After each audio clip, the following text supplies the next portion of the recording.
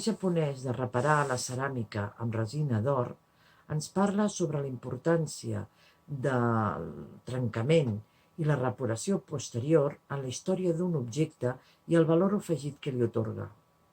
Ja al 1200, el poeta turc Rumi ens parlava sobre la importància de les vicissituds en la nostra vida. Per la ferida entra la llum, deia, i ens envia un missatge actiu. El procés de dol que estic vivint m'impedeix pensar en altra cosa que la lluita i la pèrdua. Us demano disculpes i comprensió alhora i us presento la meva resina daurada.